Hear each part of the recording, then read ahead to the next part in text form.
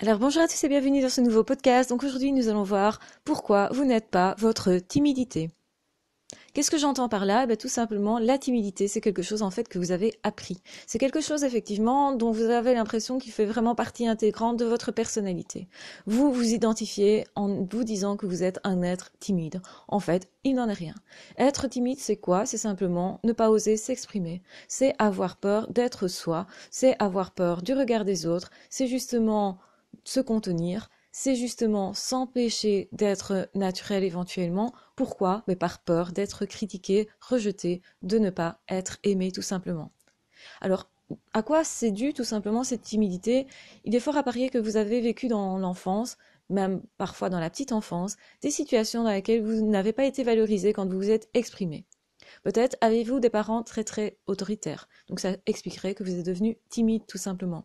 Peut-être vous avez des frères et sœurs qui s'exprimaient beaucoup et du coup qui vous raillaient quand vous n'aviez pas la même aptitude, peut-être étiez-vous tout simplement moins habile ou peut-être plus petit tout simplement. Du coup, vous n'avez pas été valorisé lors de ces expressions et vous avez ressenti une douleur, une humiliation. Comme c'était désagréable, vous avez tendance à fuir ce qui est désagréable, comme tout être humain d'ailleurs. Ce qui se passe, c'est que du coup, vous vous dites plus jamais ça. Je ne veux plus repasser par ce par quoi je suis passé. Je ne veux plus souffrir comme j'ai souffert. Je ne veux plus, du coup, être critiqué pour ce que je dirais, ce que je serais.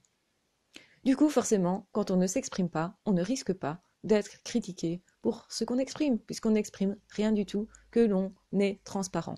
Le problème de ça, c'est qu'évidemment, on ne participe pas pleinement à la vie. Participer à la vie, c'est évidemment s'exprimer. Exprimer qui on est, c'est participer pleinement au monde. On ne peut pas être pleinement heureux si on ne participe pas au monde, si on n'a pas l'impression de marquer ce monde, si on n'a pas l'impression d'être utile, tout simplement.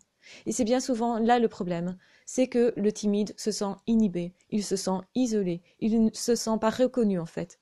Donc en fait, la blessure quelque part perdure. Ok, c'est une blessure qui est moins importante. On ne risque pas l'humiliation. Effectivement, l'humiliation, c'est quelque chose qui serait stressant. Revivre ça, ça serait douloureux. Pour éviter le stress, effectivement, la personne ne s'exprime pas, ne risque rien. Sauf qu'en faisant ça, évidemment, vous ne réparez rien non plus. Vous n'êtes pas reconnu. Vous n'avez pas cet amour-là. Vous ne dérangez pas, certainement, mais en même temps, vous n'êtes pas vous. Or, s'exprimer, c'est super important. Donc, il va falloir trouver des moyens d'expression. Vous pourriez tout à fait vous exprimer dans des domaines plutôt calmes, plutôt à l'abri du regard, comme dans l'art, dans la créativité, dans quelque chose de particulier. J'espère au moins que vous avez cette possibilité. Sinon, posez-vous la question, est-ce que votre mal-être intérieur n'est pas dû au fait que justement, vous ne vous exprimez pas? Qui êtes-vous en tant que personne? Pourquoi ne vous autorisez-vous pas à vous exprimer? Maintenant, si vous êtes adulte, est-ce que c'est encore nécessaire de ne pas s'exprimer? Ça veut dire que s'exprimer, c'est aussi prendre le risque de déplaire. Quand vous ne voulez pas prendre ce risque, vous ne pourriez pas être pleinement vous-même, tout simplement. Oui, effectivement, beaucoup de timides vont essayer de résoudre ce problème en utilisant des substances, de l'alcool, drogue, etc. Et là, effectivement, vous n'aurez plus l'impression de vous juger. Vous n'allez plus vous regarder, en fait. Ça va vous déconnecter, effectivement, de ce regard sur vous. Et du coup, vous allez être plus naturel. Sauf qu'en réalité, vous ne vous souvenez pas nécessairement de ce dans quoi vous êtes. Vous êtes un peu en dehors de vous. Vous n'êtes pas vraiment vous-même. Vous n'osez pas vraiment être vous. Et surtout, vous n'êtes pas fier spécialement. Parce que ça ne vous demande pas d'effort. Vous ne dépassez pas vos craintes et vos peurs. Tant que vous restez justement confiné dans une situation qui pour vous est super confortable, vous n'aurez pas cette occasion de dépasser vos peurs et donc vous allez continuer d'être timide. Tant que vous vous dites que vous êtes une personne timide et que rien ne peut y faire, eh bien, vous restez dans ce rôle de timidité. Pourquoi ce rôle? Eh bien oui, c'est un masque aussi. Ce n'est que une partie de vous en réalité. Tant que vous n'avez pas conscience que c'est une partie de vous seulement et pas toute votre personnalité comme ça, à ce moment-là, vous ne vous posez pas la question de savoir si il y a possibilité de faire autre chose, d'être quelqu'un d'autre et que ça se passe bien en fait. Donc oui, vous faites une économie d'énergie, très certainement.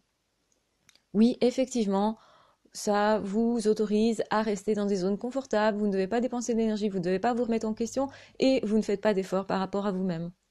Sauf que quand on fait du développement personnel, on va vous dire attaquez vos peurs. Faites en sorte qu'effectivement, elle ne vous freine plus.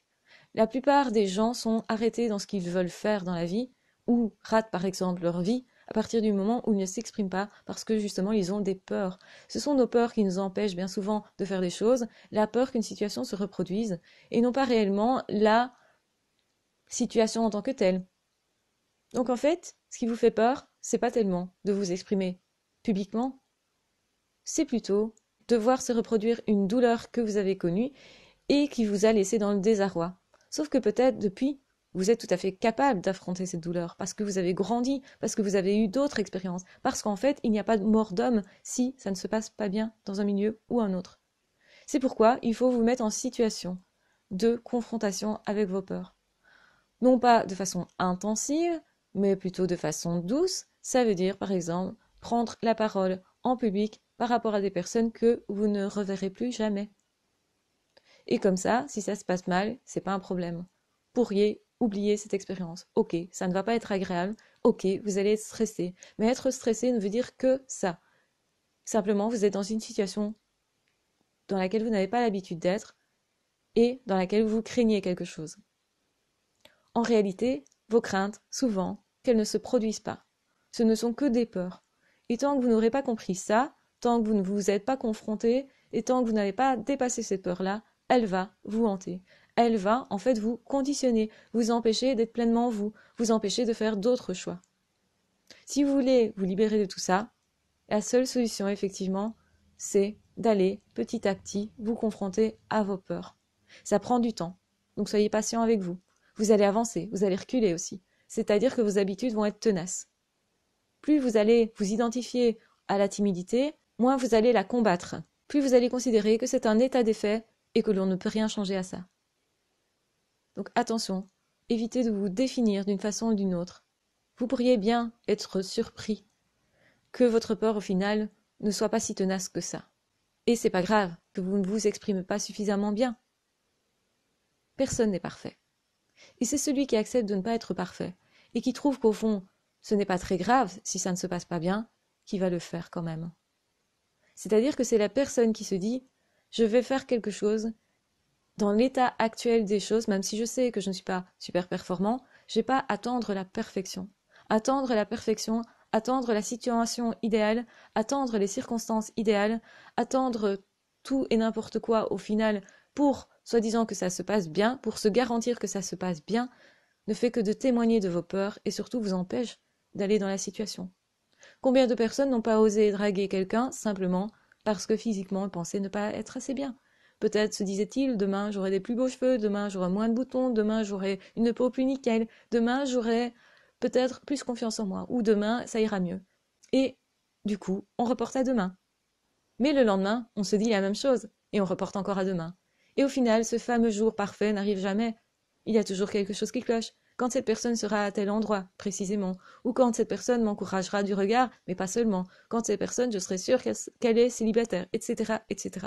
On peut se donner une liste interminable de circonstances à atteindre pour pouvoir agir. Or, c'est factice. Nous sommes tous imparfaits. Les circonstances seront toujours imparfaites. Dites-vous toujours que vous saurez faire de vous quoi qu'il arrive, même si vous échouez. Donc avancez par petits pas. Faites un pas de plus chaque jour. Faites un pas de plus à chaque instant. Si vous gardez ça à l'esprit et que vous souhaitez aller plus loin, vous allez finir par dépasser cette timidité-là, cette peur-là, ces peurs-là. Mais ce n'est pas simple. Dites-vous que c'est un apprentissage. Et que comme tout apprentissage, il faut du temps. Et que comme tout apprentissage, il faut être tolérant avec soi-même. C'est certainement ce qui vous manque le plus. Parce que vous pensez certainement qu'il va vous arriver malheur si vous n'arrivez pas à faire telle ou telle chose. Vous vous mettez en fait une pression énorme. Première chose à faire, c'est être tolérant avec soi. S'aimer soi-même et se dire ok, j'ai confiance en toi et je te laisse ma confiance, même si tu échoues. Je te laisse mon amour, même si tu échoues. Je te traite comme mon meilleur ami. C'est-à-dire que je t'encourage à faire un effort. Je te gratifie de cet effort-là, même s'il n'a pas donné le résultat voulu, escompté, attendu. Voilà comment on avance, progressivement, face à sa timidité. Effectivement, la timidité va vous pourrir la vie. Elle va vous empêcher de vous épanouir. Elle va vous empêcher de réaliser votre vie, tout simplement. Ne restez pas bloqué. Si vous décidez de rester face à cette timidité parce que vous pensez que c'est trop difficile, alors, si vous pensez que vous êtes comme ça et que vous ne pourrez rien y faire, alors vous ne ferez rien. Et dans 10 ans, ça sera toujours pareil. Si par contre, aujourd'hui, vous commencez à faire quelque chose, même de toutes petites choses, pensez que dans 10 ans, ça ne sera plus pareil. Votre vie aura changé fondamentalement. Alors, que souhaitez-vous réellement? Posez-vous la question. Vous avez la responsabilité de vos choix. Et ça fait partie de vos choix. Bien sûr que peut-être on s'est vraiment moqué de vous, enfant, adolescent, et peut-être que vous avez dégusté particulièrement. Certainement. Mais ne vous identifiez pas à la victime que vous avez été. Aujourd'hui, vous avez toujours possibilité de changer les choses. Et c'est vous qui décidez si, oui ou non, vous souhaitez rester cette personne. Vous êtes infiniment plus que ce que vous croyez. Infiniment plus que cette personne timide. Il y a une autre personne en vous. Elle a toujours existé, en réalité. Et c'est à vous d'aller la rechercher, de lui donner confiance et de l'accompagner pour, justement, lui donner confiance, avancer sur ce chemin-là, comme on accompagne un enfant. Et ce n'est rien d'autre que ça. En fait, c'est quelque chose que vous savez très bien faire, mais vous ne savez pas que vous savez faire. Et c'est pour ça que vous vous empêchez de le faire. Tant que vous n'êtes pas persuadé que vous pouvez. Mais pour être persuadé que vous pouvez, vous devez, au moins, essayer. Vous mettre justement dans les situations qui vous font peur. Soyez rassurés de votre amour et simplement, ça vous permettra d'avancer sur ce chemin. Je vous encourage à le faire tous les jours. Je sais que ce n'est pas simple. Ne restez pas seul dans votre timidité. Ne restez pas enfermé là-dedans. Déjà, prenez-vous comme votre propre ami et vous ne serez plus seul. Vous pourrez vous consoler, vous pourrez vous rassurer, quelle que soit l'expérience que vous allez vivre. Et par rapport à ça, vous allez être tellement plus libre dès que vous comprenez qu'en fait, vous ne risquerez jamais rien de plus que quelqu'un d'autre. En fait, tout le monde a des peurs. En fait, vous pensez que cette personne-là est franche, alors qu'en fait, cette personne ne l'est pas tant que ça. Ne surestimez pas les autres et ne vous sous-estimez pas, parce qu'en étant timide, c'est ce que vous faites. Vous vous sous-estimez vos capacités. L'être humain a bien plus de capacités et de ressources qu'il ne le croit. Et parfois, justement, ces capacités-là, ce potentiel-là, n'est visible que dans la souffrance, dans la douleur, que dans les situations où on ne peut plus faire autrement. N'attendez pas cette extrémité. N'attendez pas d'être hyper déprimé, d'être carrément suicidaire pour essayer autre chose. Commencez maintenant, aujourd'hui, pour ne pas justement devoir absolument tout faire pour que ça bouge. Soyez convaincus de ce que je vous dis, parce que moi aussi, j'étais timide, tétanisée. Je n'osais pas parler aux autres, je n'osais pas acheter un pain. J'ai aussi été souvent critiquée. Mais la pire critique que l'on m'ait faite est celle que je me faisais à moi-même. C'est parce que j'avais peur de perdre l'image de moi, de perdre l'estime de moi, que j'évitais ces situations-là. À partir du moment où je me suis dit, ok, je vais déplaire, ok, je vais paraître timide, ok, je vais trembler, ok, mes mots ne vont pas être clairs, l'autre ne va peut-être pas me comprendre, je ne parlerai peut-être pas fort suffisamment. Ne croyez pas que les autres n'ont pas peur, ce n'est pas vrai. Alors avancez à votre rythme, pas à pas. Mettez-vous des défis chaque jour et soyez fiers de tous les efforts que vous faites. C'est ultra important. Et peut-être que vous allez devenir dépendant de ces défis que vous vous lancez. Et là, vous allez prendre plaisir en fait à vous dépasser. Et au fur et à mesure, vous allez aller toujours de plus en plus loin. Et vous allez découvrir que la personne timide en fait ne l'était pas vraiment. Que vous avez au fond de vous la possibilité de vous exprimer. Et il est tout à fait normal de s'exprimer. Soyez vous-même.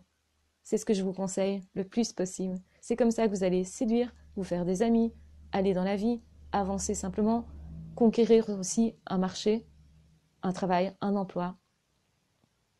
Simplement aussi pouvoir dire ce que vous savez de la vie aux autres et vous faire des liens forts, intenses, et avoir enfin le sentiment de participer au monde.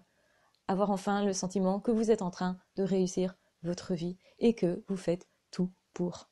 Croyez en vous. Et pensez surtout à ce que vous pouvez apporter aux autres en faisant tout ça. Si vous êtes centré sur les autres, vous allez être décentré de vous-même et de l'image que vous donnez et que vous vous donnez. Je vous embrasse très fort, je vous aime très fort, prenez soin de vous et on se retrouve très vite dans d'autres vidéos. À ciao, bye bye.